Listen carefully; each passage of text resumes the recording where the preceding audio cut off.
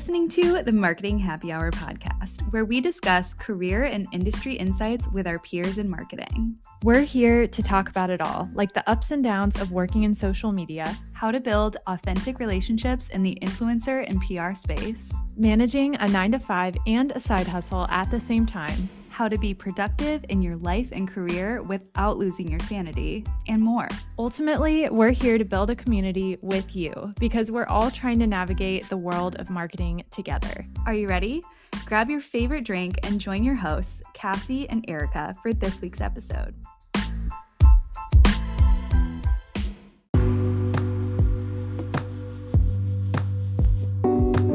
This episode is brought to you in partnership with Creative People. Creative People offers a human-first approach to the recruiting process for both brands and talent to help build best-in-class product, design, and marketing teams for the world's most disruptive startups. If you're looking for an excellent partner to assist you in searching for and hiring your next team member, head to creativepeople.com to get started. Don't forget to tell them you were referred by Marketing Happy Hour. Hey, Cassie, how are you? Hey, I'm good. How are you? I'm doing well. I'm excited that we're chatting through this topic today, navigating the interview process and what to do during and after. But first, I want to ask you what's in your glass because we have to know. It's Marketing Happy Hour after all. Yeah, I have, once again, I think I had this a few weeks ago, or I had a variety of this brand, but I have a My Muse Passion, which is quite delicious and refreshing. It is hot in Florida, so that's much needed. And I have water. So as always, double fisting. What about you, Erica?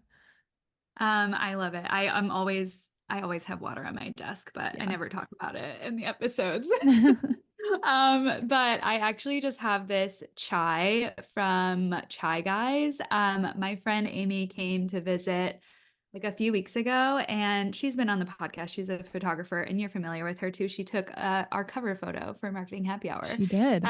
But she came to visit, and she brought this Chai Guys masala chai for me to try because she was like, it's so good. You have to try it. And it is really delicious. I love am chai. going to be an advocate for that. I think it's based in like London or something, this company.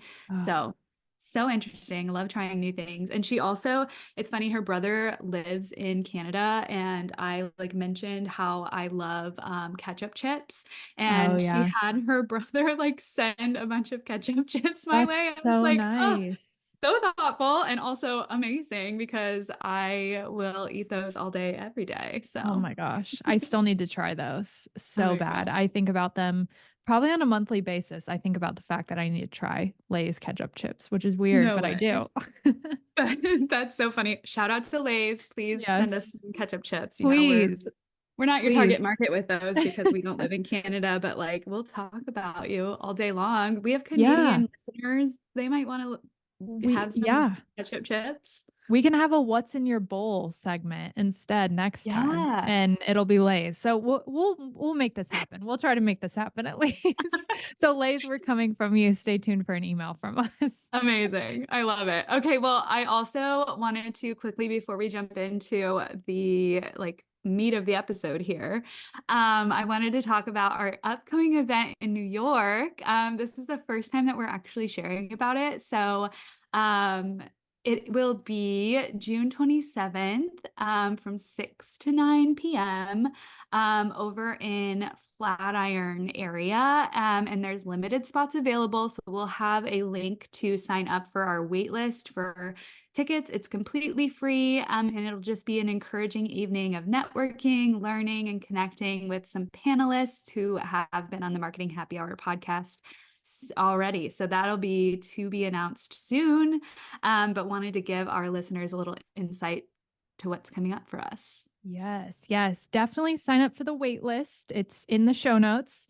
And as Erica said, spots are limited. So once those spots do open, I think it's going to be kind of like a first come, first serve basis situation. So keep your eyes peeled to your email for those tickets to open up. It'll be free too. So we would love to meet you in person. Okay, so at the top of the episode, Erica mentioned our topic for today, and we are discussing interviewing. And interviewing, I know, it's a scary subject. It's a scary thing to step into, but it doesn't have to be. And so we want to give you the tools, the tricks for stepping into a new job interview. And the cool thing about this is, we have a lot of leaders and managers listening in here as well. And so we're going to touch on tips for the hiring managers also. So not only as a career person or someone seeking a job, I should say, you'll get something out of this, but also the hiring manager. So we'll talk about the process, what kind of questions to ask, how to present yourself, frustrations,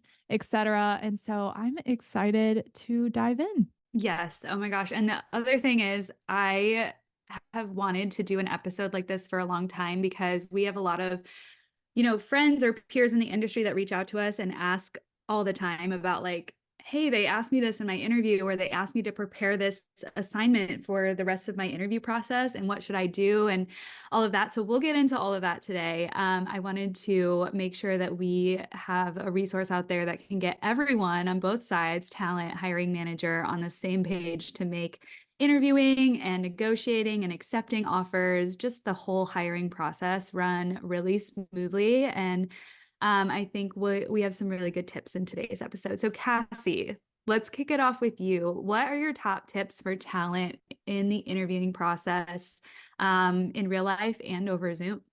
Yeah. So here's the deal. Like, if you have pursued a job recently, chances are you've had maybe some in real life interviews, but a lot of them are going to happen over Zoom. And so a lot of these tips are going to apply to both in real life interviews as well as Zoom. And I'm going to kind of run through these tips pretty quickly, but there's a lot. And so make sure you have your notebook out and take some notes. But first things first is just make sure you have done your research on the company and the role ahead of time. Make sure you take a thorough look at that job description. You know exactly what this company is looking for and kind of anticipate the needs of the company as this role pertains to that. And so that's the first thing. I've seen a lot of people go into interviews just not knowing much about the brand, about the person interviewing them, the leaders of the company, kind of the history of the company as well. And so make sure you kind of take some time to dig into that a little bit. And LinkedIn and the company's website are both two of the best places, I would say, to kind of start with that. Absolutely. And I actually have had the opportunity to be a hiring manager for a social media role. And I will say the sole reason that we went with one candidate over the other is because one of these candidates did her research and made it very clear in the interview process that she knew a lot about the company and was excited and just passionate about the work that we were doing. And so I think there's a lot of power in research. Everybody says, do your research, make sure you know what you're getting into, but like, it is so impactful and can really truly be the deciding factor. So I just wanted to like put that anecdote in there because it's so true. Yeah, 100%. And I think one thing that hiring managers are looking for a lot of times, and you kind of alluded to this, Erica, but it's like that personal buy in into the mission and vision and kind of the goals of the organization. And I believe as a job seeker, having that buy in into a company is really important for just motivation throughout your time in that role. Things happen, challenges occur, but if you feel really deeply connected to a company and what they're doing, their values, etc., I feel like that's going to really help. And so, doing your research initially, I think, is kind of like a checklist phase for you, even just to decide, is this a company that I would be okay supporting and getting behind, and do I believe in the mission and the goals of what they're doing? And so it's more of just for yourself too, to make sure it's a good fit just overall for your next role.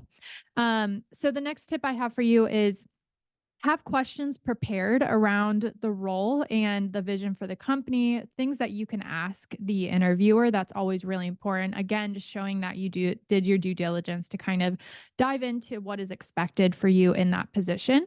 I cannot stress the importance of being presentable. We all know that quote, dress for the job that you want. And so take some time to kind of figure out What is the dress code at the company, and maybe plus it up just one, and be presentable. And same thing goes for over Zoom as well. Make sure, your top half, we call it blue jeans interviews, because your top half should be kind of professional. And then typically people will wear jeans, or for me, sweatpants on the bottom half, and that's totally fine. But make sure you show up looking great. And speaking of showing up, make sure you are at least a few minutes early to your job interview. Again, whether that is via Zoom or in real life. This just shows to the interviewer that you are timely, that you have good time management skills, which is going to be very important just for your role. And it speaks volumes to the hiring manager. Next thing I want to mention as well is just overall presence.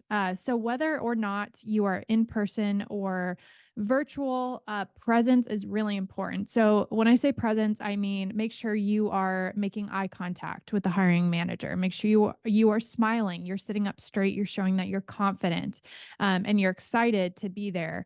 And with virtual, it's kind of funky to think about, but a lot of us have Macs, for example, and the Mac cameras are super, super tiny.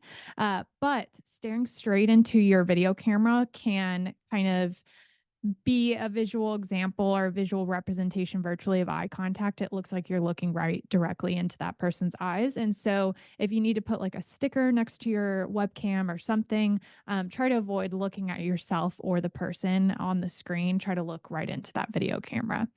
And then the kind of last tip I have for you here is show that you're action oriented. And when I say this, I mean, just show that you take action to solve problems. So you're going to get a lot of questions that start with, tell me about a specific time when you did XYZ, or give me an example of how you solved XYZ problem. And so answering these questions with specific situations, but how you would either hypothetically solve that situation to leave a customer, a client, or a team partner in a better situation than when they were found is really important. And those just show how you would take action and be action oriented, like I said, in those interviews.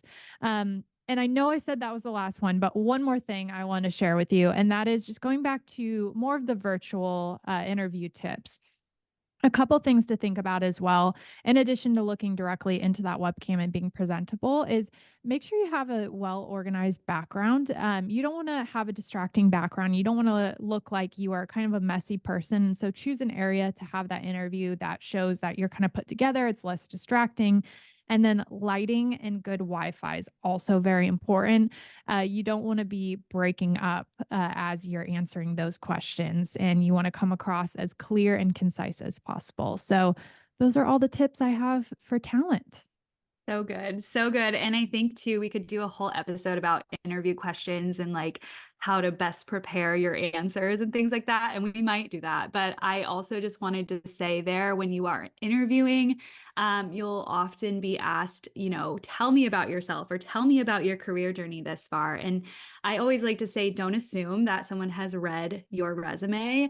Always go in prepared with an elevator pitch that kind of speaks to specific milestones in your career. So you can run through the jobs that you've done, or really just the jobs that pertain or that have skills that pertain to the role that you're interviewing for, and then add quantitative data wherever you can. We talked about quantitative data when it comes to your LinkedIn profile and optimizing that in our last career focused episode, but it's always beneficial to add quantitative data when you're even interviewing, so that the hiring manager, when they're taking notes, they can write down, oh, this person, tripled the, social media following, for example, for this brand. And they have those notes that they can refer back to quickly and like have tangible data of like the accomplishments that you did, versus just like, oh yeah, and then I did this and I worked here and I was responsible for all of these things. And I think it's helpful and more memorable to dive deeper into some of that quantitative data where you can.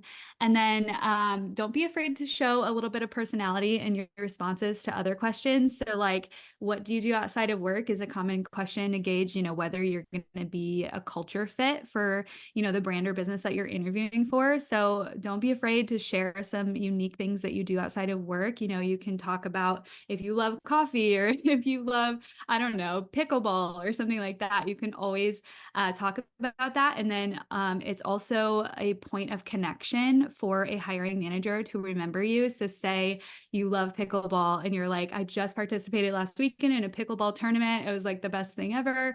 Then maybe that hiring manager also loves pickleball or wants to get involved in pickleball. And they'll have that memory marker of you saying pickleball. And they'll be like, oh, that person, I remember them. They had this really well prepared elevator pitch. They'd ran through all of their career milestones and they had a great answer about what they do outside of work. I want to ask them a little bit more about their pickleball hobby or whatever it may be. It just makes you more memorable and stand out amongst the crowd of applicants. I always love to say, show your personality. One more thing I want to add just really quickly before we move on to hiring managers. I love how you mentioned that tell me about yourself question. Another thing that you can kind of include at the very end of that as well is where you're looking to go in the future. And that's a really good way to kind of tie in your goals and why you'd be a good fit for that company and some of the values that you believe in personally and how, again, those tie into the company. But I think it's also important not to go on for too long. So I've talked to hiring managers before and they're like, I've asked someone that question and they went on for 10 minutes and you start to lose that person. And as you said, that's usually one of the first questions that hiring managers will ask. And that first impression with that question is really important. So just wanted to mention that as well. Absolutely. Short and sweet. Okay, Yes. let's move on to hiring managers and tips for the interview process on that side. Cassie and I both have had some experience being hiring managers and just walking through the interview process ourselves. And we know that it is a huge undertaking and that it can feel like a lot of your time is being dedicated to searching for the right candidate, and you're feeling overwhelmed. And there's just a lot of things to consider when you are a hiring manager. And maybe you are sitting through multiple rounds of interviews every single day while also trying to manage your full-time other position. One thing that we hear a lot from interviewees and candidates is that they got on an interview and they felt like the hiring manager was just like firing questions at them and just like trying to check it off their list that they did this interview. And they felt like they were a burden versus like somebody that the hiring manager, was really invested in hiring the right person for the specific role. So you never want to act like your time is being wasted. If you're concerned about how much time you're dedicating to the process and getting worn out or bogged down, work with a recruiting partner like Creative People to screen and make sure you're getting the quality, valuable candidates ahead of going forward in the interview process, or make your careers page like super intricate and like very straightforward of what candidates can expect when they go through your interview process. A really good example of this, and I'm not sure how to pronounce their name, but I'll include it in the show notes. Alma, ALMA, has an incredible career page. It has all their open roles. It lists their values. It lists, their commitment to diversity, equity, and inclusion. It lists all sorts of stuff about employee benefits. I feel like every question that an applicant would have is answered. And then it also goes through their interview guide, which it talks you through submitting the application, sharing your expertise, like best tips and tricks for interacting with their hiring managers. It talks about the team and like what you can expect from that round of interviews. And then it'll go through like what you can expect on the offer side. So I highly recommend, if you are a hiring manager or part of an HR team or people and culture at an organization, I highly recommend checking out this careers page. I will link it out in our show notes just so that you have that resource, because it is absolutely incredible. And I'm like, if I didn't already have a full-time job, I would want to work here because of just how much it comes through that they care about their candidates and just their employees in general, just from this career page. So that's a great tip. And then you want to take the time to get to know the interviewee. So you want to ask questions beyond, what's your strengths and what are your weaknesses and all of those regular questions that you hear about, people have prepared like answers for that you want to just like make sure you're not getting a quote unquote like fake answer for. So you want to make sure that you're asking about those things to make sure that they're a culture fit. Like, what do you do outside of work? What are your hobbies? What are some of the things that you really value in being a part of a company? All of those things will really teach you a little bit more about who that person is, because again, we are way beyond what we do every day at work. We are, that plus all of these other things that we have going on in our lives. And you want to make sure that this person is going to not only dedicate their time to their role, but also have a fulfilling life outside of work that they can then bring their filled up cup into work and do the work that they're supposed to be doing. So always take the time to get to know the interviewee, be respectful of their time, just as they're being respectful of your time and not going on forever about that question of tell me about yourself. You want to make sure that you're being respectful of their time. So if you say that this interview is going to be 15 minutes, make sure you stick to that. You can always chat again, but you just want to make sure that you're never taking up too much of their time, because a lot of times people are interviewing and they're working at a company still. So they're taking time on their lunch break or after work or whatever it is to speak with you. And so you want to make sure that you're using that time and providing value to them. And then asking questions specific to the role.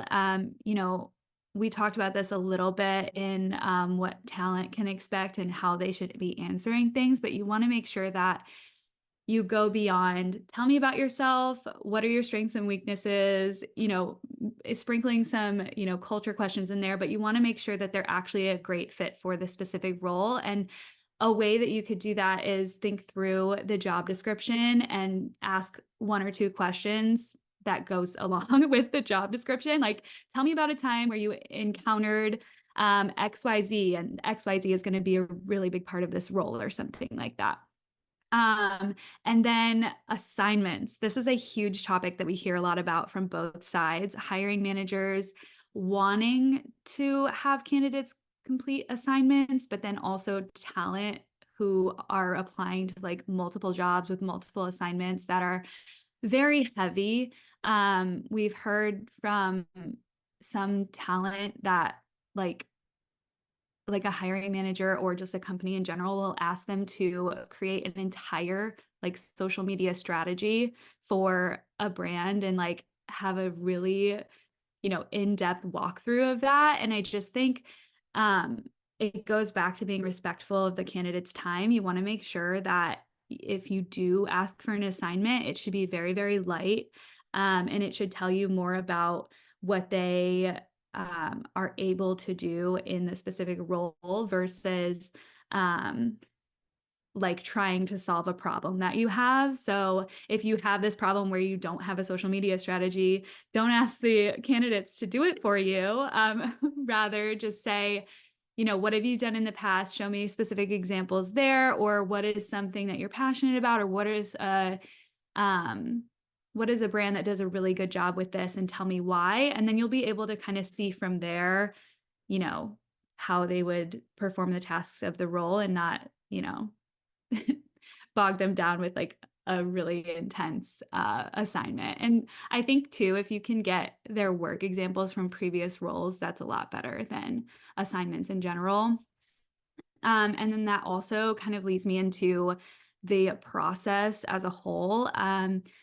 We've heard from a lot of talent and just people out there job seeking that there are multiple phases of interviews and multiple rounds that they have to go through. And I personally experienced this. Like, I remember a few years ago, I was going through the interview process at two different companies, and they were 5 rounds each of hour-long interviews. And at the end, I ended up not getting either one of those jobs. And it was just so much time. That was 10 hours plus prep time, plus thinking about it for weeks at a time. And it was just like so stressful on top of the role that I had been in already.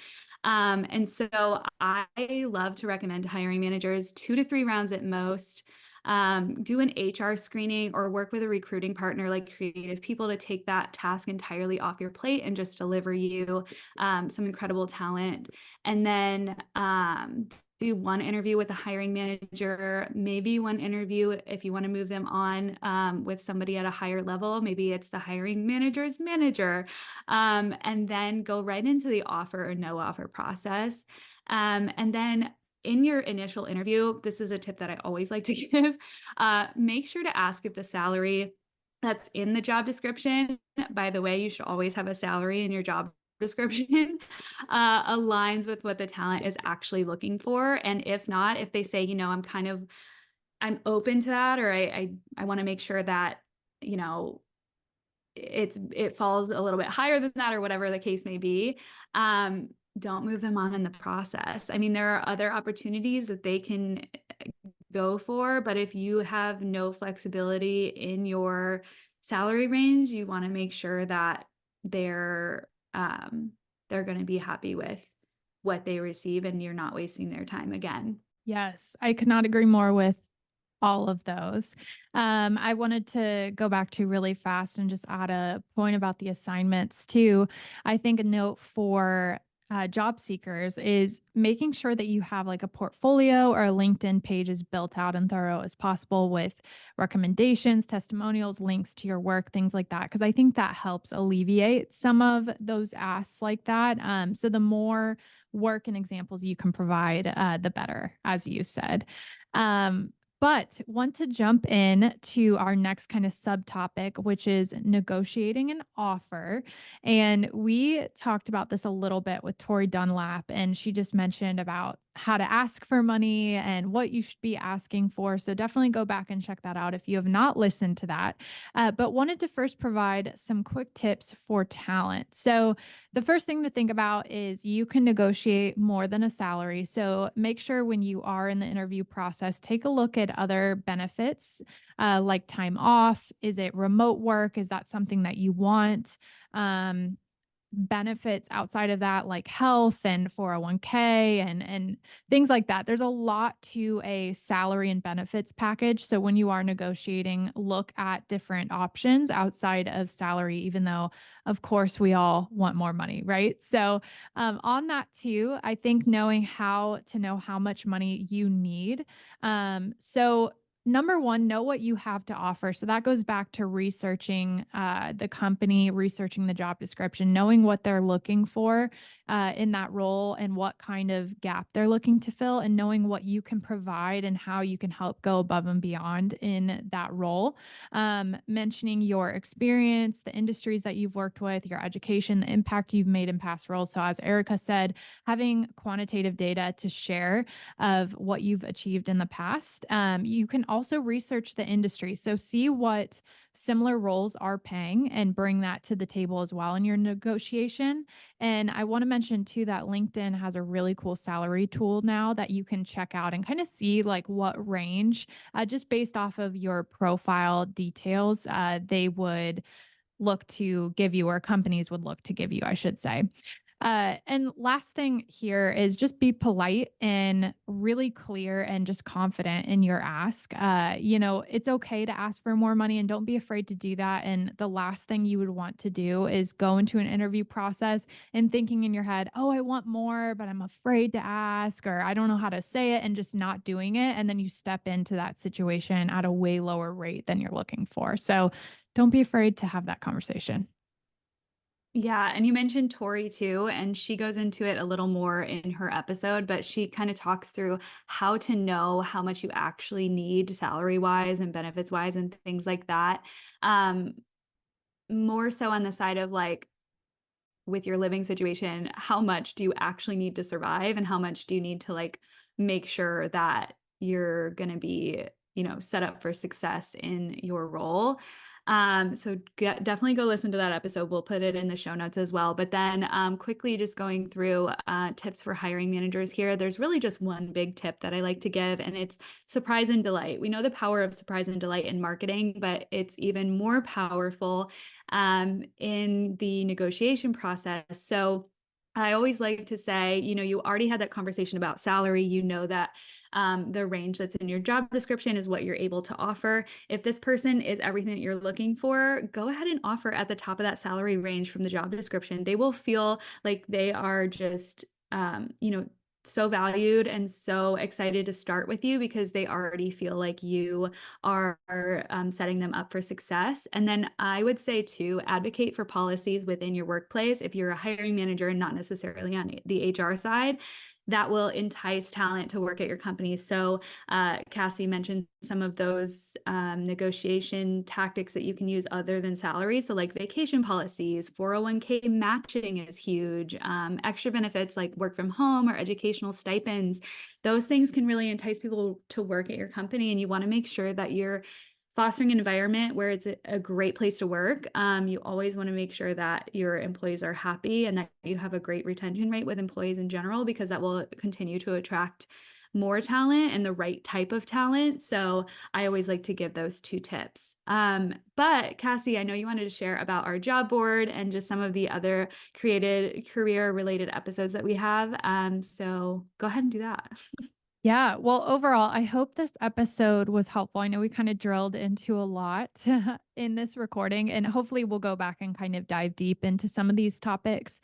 But let us know how it was helpful. And I think just overall, confidence is really important. Confidence and research, I would say, are two of the biggest things to kind of just have in your back pocket when you go into the interview process. And I think not being afraid to just go for it. Sometimes I think we look at our resume or we look at jobs and we're like, I'm not qualified for this, or I wouldn't be a good fit. I don't have enough experience. And it's always an option to just apply and see what happens. And if you get that interview, then that shows that you are qualified and you have a chance to make that happen. And so don't down yourself, don't doubt yourself with those different opportunities, and just go for it. But yeah, we have a lot of awesome resources available for the job seeking process. So, number one, we have a job board on our website that is updated weekly. So, definitely check that out. And we share those job opportunities out in our newsletter on LinkedIn, but also our email newsletter as well. And we have a LinkedIn group, especially just for open jobs. So, jump in there if you are in the beginning phases, or if you just want to see what's kind of out there and open. We definitely encourage you to join that. We'll have all the links below, and we'll also have links below to career related episodes to kind of piggyback off this conversation. We've had some awesome conversations with Tim Dick to talk about tips on building a winning resume. We had a conversation with Matthew Miller on finding a mentor. Lots of great convos there. And Erica and I also just did a conversation on just career growth and how to identify your dream job and go after it. So definitely go check all of that out. Yes. Thank you so much for listening. I hope this was helpful. And if it was, please DM us on Instagram. We would love to hear from you.